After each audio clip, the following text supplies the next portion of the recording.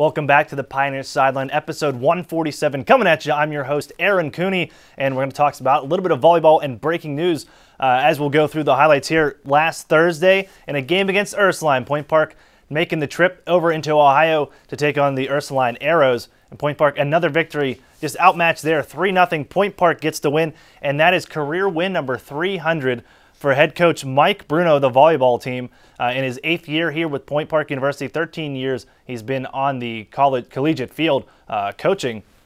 But big news there in Teresa.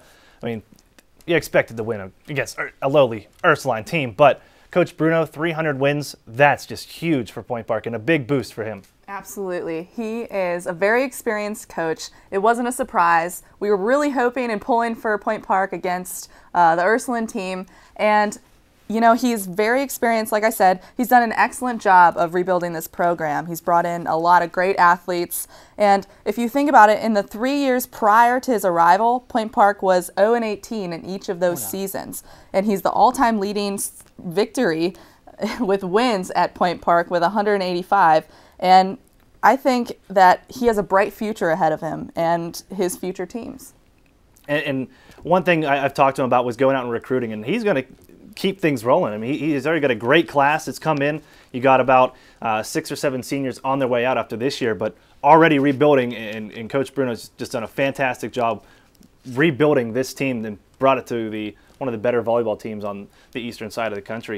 Coach Bruno getting win number 300. And then, you know, he wasn't done after that. Point Park had West Virginia Wesleyan come in and visit on Saturday afternoon for an out-of-conference matchup between the Pioneers and West Virginia Wesleyan. Point Park and Coach Bruno looking for win number 301 in his 13th year as a volleyball head coach. There you see Point Park already getting things started, and it's Wurtzel getting the best of them there. West Virginia Wesleyan looking to battle back, still in the first set.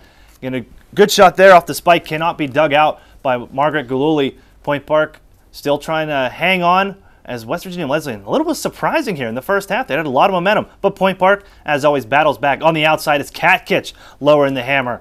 And then later on at that same first set, Pugliese, look at the placement on the far side with the ace. Point Park will take the first set.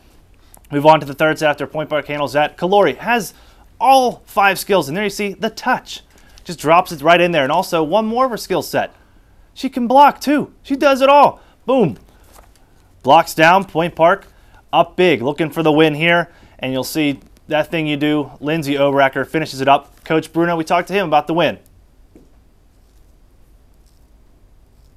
Focus on the team. It's just kind of a nice little piece of icing along the way. But, you know, right now we're just focused on fixing up some of our deficiencies and cleaning up some things and looking forward to moving forward in the conference. But it's a good milestone. It gave me an opportunity to reflect on all the players that I've coached over the years, and kind of makes me feel a little old, actually. And there you hear it from the man himself, Coach Bruno. Really classy, just to give all the credit really to his players over the years, Teresa. Yeah, that's really classy because you can't do it by yourself. And he was the primary person to build this team up, but that team wanted to play for him. They worked hard for him, and I like how he gave his thanks to that team. And I thought that showed real class.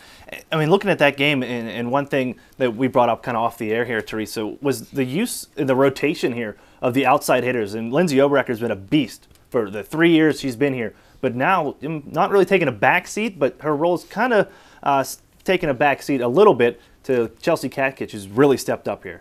She has, and I'm very impressed with Chelsea's play. She's been basically just improving since last year, and I like the way she has just worked on her skills. She's gotten stronger and she's gotten bigger, and she's been able to put the ball where the other team and where the other team isn't, and make the defense move. And I think that's what is helping her out win these games. Point Park doing a great job of really using their whole rotation to bring in some players. They had a game just yesterday as well, back on Monday. Point Park welcoming in Fairmont State. Fairmont State Fighting Falcons, a very good volleyball team in NCAA Division II in their own conference, that West Virginia conference. And Point Park gets the win, or will not get the win. They lose 3-2 in 5 sets. Point Park drops their first 5-set game at home since October 18th, 2008. Nearly 4 years Point Park hasn't dropped a game at home, has gone to a 5th set. And really, this West Virginia Wesleyan team, or Fairmont State, I should say, I mean, they're a good team. This is NCAA Division II, and they just got the best of Point Park here, Teresa, in this one. Mm-hmm. It was definitely a disappointing blow. And the match was very interesting to watch, but Point Park really let it just slip through their fingers. They had problems with communication on serve receive. They looked awkward together. They were just moving sluggishly.